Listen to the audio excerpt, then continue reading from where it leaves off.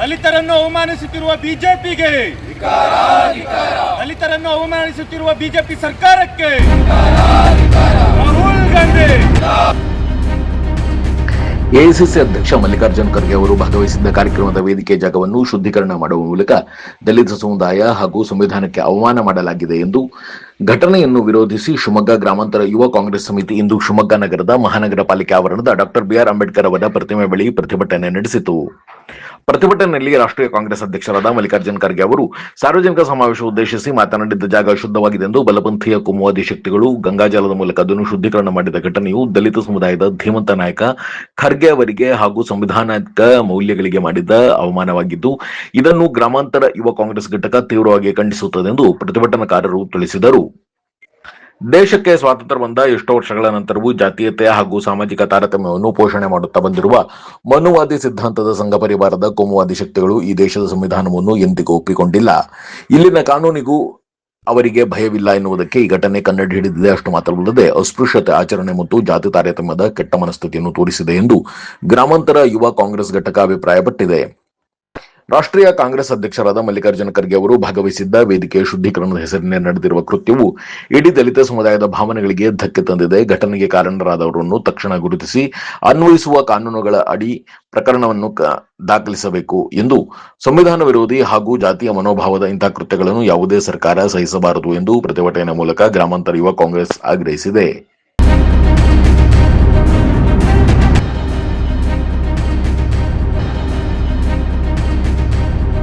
ಸಣ್ಣ ಬ್ರೇಕ್ ನಂತರ ಪ್ರತಿಭಟನಾಕಾರರು ಏನು ಹೇಳಿದ್ರು ಕೇಳೋಣ ಬನ್ನಿ.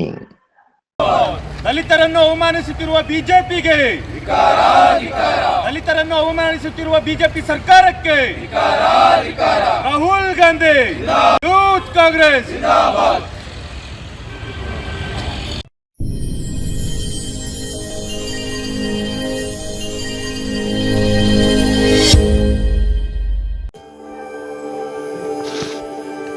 ನಾಡಿನ ಸಮಸ್ತ ಜನತೆಗೆ ಶ್ರೀಕೃಷ್ಣ ಜನ್ಮಾಷ್ಟಮಿಯ ಶುಭಾಶಯಗಳು. ಸೆಪ್ಟೆಂಬರ್ 4, 2026ರಂದು ಶ್ರೀಕೃಷ್ಣ ಜನ್ಮಾಷ್ಟಮಿ ಪ್ರಯುಕ್ತ ಶಿವಮೊಗ್ಗದ ಇಸ್ಕಾನ್ ವತಿಯಿಂದ ಶ್ರೀಕೃಷ್ಣ ಜನ್ಮಾಷ್ಟಮಿ ಮಹೋತ್ಸವದ ಅಂಗವಾಗಿ ವಿಶೇಷ ಕಾರ್ಯಕ್ರಮಗಳನ್ನು ಆಯೋಜಿಸಲಾಗಿದೆ.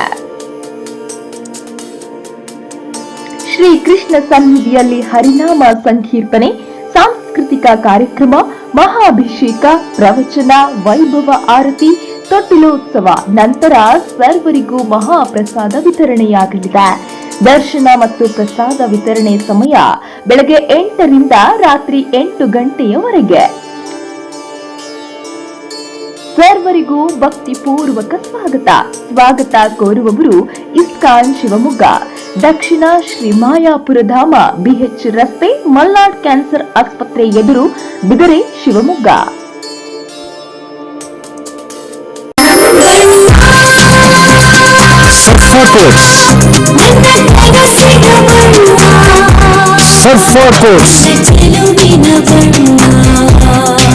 ಸರ್ಫಾ ಕೋಟ್ಸ್ ರವರ ಸುದೀರ್ಘ ಬಾಳಿಕೆಯ ಸುಂದರವೂ ಆದ ಜಲಾಧಾರಿತ ಪರಿಸರ ಸ್ನೇಹಿ ಪೇಂಟ್ಗಳನ್ನೇ ಬಳಸಿ. Surfa luxury emulsion paint, odourless, low VOC, good for health, good for earth. Surfa quotes.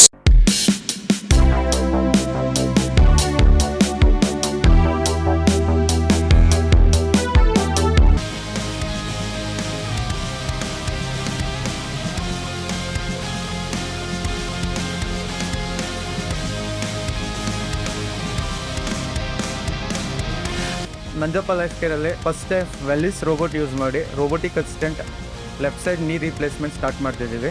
ಆ system is directly from USA, imported one.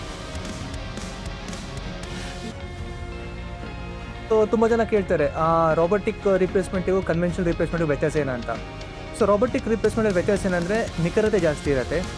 ಈ ನಾವು ಕನ್ವೆನ್ಷನಲ್ಲಿ ನಾವು ಮಾಂಸಖಂಡ MCL ಲಿಗಮೆಂಟ್ ಅಂತ ಇರುತ್ತೆ, ಲಿಗಮೆಂಟ್ ರಿಲೀಸ್ ಜಾಸ್ತಿ ಮಾಡ್ತೀವಿ. ಸೊ ಪೇಷಂಟಿಗೆ ಪೋಸ್ಟ್ ಸರ್ಜರಿ ಪೇನ್ ಇರುತ್ತೆ. ಬಟ್ ನಮ್ಮ ರೋಬೋಟಿಕ್ಸಲ್ಲಿ ನಾವು ಅದನ್ನು ರಿಲೀಸ್ ಮಾಡೋ ಅವಶ್ಯಕತೆ ಇರೋಲ್ಲ. ಮತ್ತು ಮೊಬಿಲಿಟಿ, ಅರ್ಲಿ ರಿಕವರಿ ಇರುತ್ತೆ, ಮತ್ತು ಅಲೈನ್ಮೆಂಟ್ ಪ್ರಿಸೈಸ್ ಬರುತ್ತೆ. ಇದರ ಡಿಫ್ರೆಂಟ್ ವೇರಿಯೇಷನ್ ಬರುತ್ತೆ. ಒಂದು ಕೈನೆಮ್ಯಾಟಿಕ್ ಅಲೈನ್ಮೆಂಟ್ ಅಂತ ಕರಿತೀವಿ, ಒಂದು ರಿವರ್ಸ್ ಕೈನೆಮ್ಯಾಟಿಕ್ ಅಲೈನ್ಮೆಂಟ್ ಅಂತ ಕರಿತೀವಿ. ಸೊ ಈ ಸಿಸ್ಟಮ್ ನಮಗೆ ಸರ್ಜನ್ಸ್ಗೆ ರಿಯಲ್ ಟೈಮ್ ಇಮೇಜಿಂಗ್ ಕೊಡೋದ್ರಿಂದ ನಮಗೆ ಎಷ್ಟು ಎಷ್ಟು ಆ್ಯಕ್ಯುರೇಟಾಗಿ ಬೋನ್ ಕಟ್ ಮಾಡಬೇಕು ಮತ್ತು ಎಷ್ಟು ಆ್ಯಕ್ಯುರೇಟಾಗಿ ಹ್ಯಾಂಗಲಲ್ಲಿ ಇನ್ಸಿಷನ್ ತಗೋಬೇಕು ಅನ್ನೋದಕ್ಕೆ ಹೆಲ್ಪ್ ಆಗುತ್ತೆ.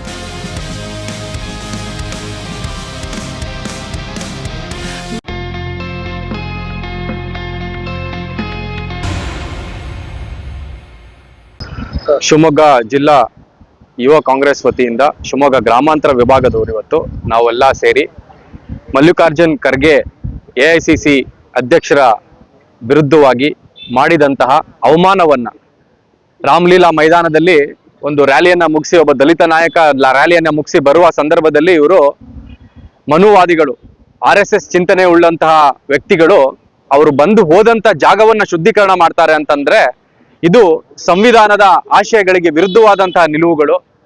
ಈ ನಿಲುವುಗಳನ್ನ ಯುವ ಕಾಂಗ್ರೆಸ್ ಹಾಗೂ ಕಾಂಗ್ರೆಸ್ ಪಕ್ಷ ಯಾವಾಗ್ಲೂ ಕೂಡ ವಿರೋಧಿಸುತ್ತೆ. ನಾವು ಇಡೀ ದೇಶದಾದ್ಯಂತ ರಾಹುಲ್ ಗಾಂಧಿ ಅವರ ನೇತೃತ್ವದಲ್ಲಿ ಒಂದು ಸತ್ಯಾಗ್ರಹವನ್ನೇ ಮಾಡ್ತಾ ಇದ್ದೇವೆ.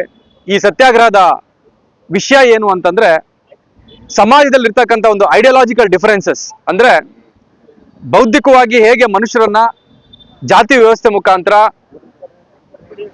ಒಡೆದು ಆಳುವ ನೀತಿಯನ್ನ ಬಿಜೆಪಿ ಸರ್ಕಾರ ಇಂದು ದೇಶಾದ್ಯಂತ ಹಮ್ಮಿಕೊತಾ ಇದೆ. ಇದನ್ನ ವಿರೋಧಿಸಿ ನಾವು ಯುವ ಕಾಂಗ್ರೆಸ್ನವರು ಪ್ರತಿ ದೇಶದಲ್ಲಿ, ಪ್ರತಿ ಜಿಲ್ಲೆಯಲ್ಲಿ, ಪ್ರತಿ ಗ್ರಾಮ ಮಟ್ಟದಲ್ಲೂ ಕೂಡ ನಾವು ಹೋರಾಟವನ್ನ ಮಾಡ್ತಾ ಇದ್ದೇವೆ. ದಲಿತರಿಗೆ ಆದಂತ ಅವಮಾನವನ್ನ ಭಾರತ ದೇಶ ಎಂದಿಗೂ ಸಹಿಸಿಕೊಳ್ಳದೆ ಇರತಕ್ಕಂತ ಪರಿಸ್ಥಿತಿಯಲ್ಲಿ ನಾವು ಇವತ್ತಿದ್ದೇವೆ.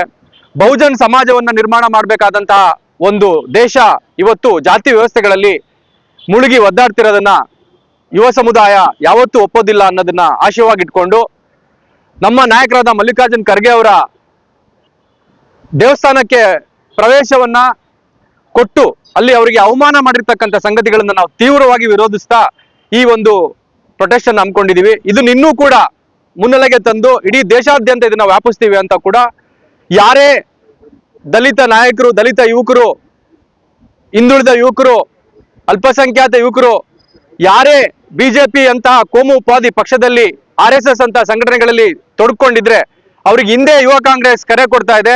ದಯವಿಟ್ಟು ತಾವು ಇರ್ತಕ್ಕಂಥ ಜಾಗ ತಪ್ಪಾಗಿದೆ. ತಾವು ಸ್ವತಂತ್ರ ಸಂಗ್ರಾಮದಲ್ಲಿ ಬಲಿದಾನ ಕೊಟ್ಟಂತ ಒಂದು ಪಕ್ಷ ಕಾಂಗ್ರೆಸ್ ಪಕ್ಷಕ್ಕೆ ತಮ್ಮನ್ನೆಲ್ಲರನ್ನು ತುಂಬ ಹೃದಯದಿಂದ ನಾವು ಆಹ್ವಾನಿಸ್ತಾ ಇದ್ದೇವೆ. ಎಲ್ಲಾ ಯುವಕರು ಕೂಡ ಈ ಘಟನಾವಳಿಗಳನ್ನ ಅರ್ಥ ಮಾಡಿಕೊಂಡು ತಾವು ಹೊರಬಂದು ಯುವ ಕಾಂಗ್ರೆಸ್ಗೆ ಸೇರ್ಬೇಕು, ಕಾಂಗ್ರೆಸ್ ಪಕ್ಷವನ್ನ ಇನ್ನೂ ಬಲಗೊಳಿಸಬೇಕು, ರಾಹುಲ್ ಗಾಂಧಿ ಅವರಿಗೆ ಇನ್ನೂ ಬಲಪಡಿಸಬೇಕು ಅಂತ ಹೇಳ್ತಾ ನನ್ನ 2 ಮಾತುಗಳನ್ನ ಮುಗಿಸ್ತಾ ಇದ್ದೀನಿ. ನಮ್ಮ ನಾಯಕರಾದಂತಹ ಮಲ್ಲಿಕಾರ್ಜುನ್ ಖರ್ಗೆ ಅವರು ಉತ್ತರಾಖಂಡದಲ್ಲಿ ಒಂದು ರ್ಯಾಲಿಯಲ್ಲಿ ಹೋಗ್ತಾರೆ. ರ್ಯಾಲಿ ಮುಗಿದ ನಂತರ ತಿರುಗಿ ಮಾರನೇ ದಿನ ಅಲ್ಲಿನ ಕೋಮುವಾದಿಗಳು, ಬಿಜೆಪಿ ಸರ್ಕಾರದವರು ಅವರು ಹೋದಂತ ಸ್ಥಳನ ಗಂಗಾ ಜಲಗಳ ಮೂಲಕ ಶುದ್ಧೀಕರಣ ಮಾಡಿ ಹೋಮ ಮಾಡಿಸ್ತಾರೆ. ಇವತ್ತು ದಲಿತರ ಹೆಸರು ಹೇಳ್ಕೊಂಡು ಬಿಜೆಪಿ ಸರ್ಕಾರ ಅಧಿಕಾರಕ್ಕೆ ಬಂದಿದೆ. ಇವತ್ತು ಸಂವಿಧಾನ ಜಾರಿ ಬಂದಿದೆ. ಸಂವಿಧಾನದ ಆಶಯಗಳನ್ನು ಒಪ್ಪಂತ ಇವ್ರು ಬಿಜೆಪಿ ಅವರು ಮುಂದಿನ ದಿನಗಳಲ್ಲಿ ದಲಿತರಿಗೆ ನ್ಯಾಯ ಕೊಡ್ತಾರೆ ಅಂತ ಯಾವ ಇದು ಈ ಒಂದು 17ನೇ ಅಸ್ಪೃಶ್ಯತೆ ನಿವಾರಣೆ ಇದೆ, 17ನೇ ವಿಧಿಯಲ್ಲಿ ಆ ಅಸ್ಪೃಶ್ಯತೆ ವಿಧಿಯನ್ನೇ ಇವರು ಒಪ್ಪಲದಂತವ್ರು. ಇವತ್ತು ದೇಶದಾದಂತ ದಲಿತರುಗಳು ಈ ವಿರುದ್ಧವಾಗಿ ನಾವು ಪ್ರತಿಭಟನೆ ಮಾಡ್ತಾ ಇದೀವಿ. ಇವತ್ತು ಬಿಜೆಪಿ ಸರ್ಕಾರದವರು ದಲಿತ ನೀತಿ ವಿರುದ್ಧವಾಗಿದ್ದಾರೆ. ಹಾಗಾಗಿ ಮೋದಿ ಅವರು ಚಾ ಮಾಡ್ತೀವಿ ಅಂತ ಹೇಳಿ ಇವತ್ತು ಸಂವಿಧಾನದ ಆಶಯಗಳ ಮೂಲಕ ಪ್ರಧಾನಿ ಆದವರು. ಅವರು ಈ ಪ್ರಧಾನಿ ಹುದ್ದೆಗೆ ಏರೋದಕ್ಕೆ ಇವತ್ತು ಸಂವಿಧಾನ ಆಶಯಗಳನ್ನ ವಿರುದ್ಧವಾಗಿದ್ದಾರೆ. ಇಂಥ ಬಿಜೆಪಿ ವಿರುದ್ಧ ನಾವು ಪ್ರತಿಭಟನೆ ಮಾಡ್ತಾ ಇದೀವಿ. ಮುಂದಿನ ದಿನಗಳಲ್ಲಿ ಬಿಜೆಪಿ ನಾಯಕರುಗಳು ದಲಿತರಿದಾರಲ್ಲ ಅವರು ಅರ್ಥ ಮಾಡಿಕೊಂಡು ಬಿಜೆಪಿ ವಿರುದ್ಧವಾಗಿ ನಿಲ್ಬೇಕಂತ ನಾನು ಒತ್ತಾಯ ಮಾಡ್ತೀನಿ. ಪ್ರವೀಣ್ ಕುಮಾರ್.